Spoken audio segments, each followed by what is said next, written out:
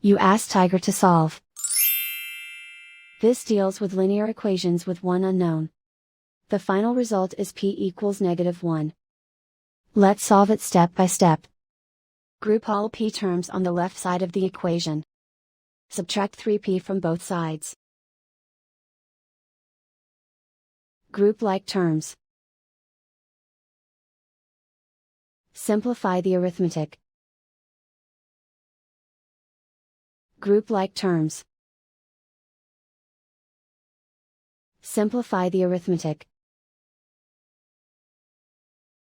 Group all constants on the right side of the equation.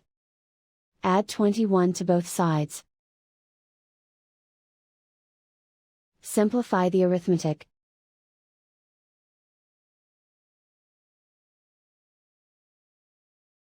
Isolate the p. Divide both sides by -9. Cancel out the negatives. Simplify the fraction. Move the negative sign from the denominator to the numerator.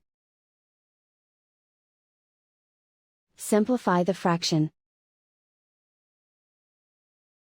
And so the final result is p equals -1.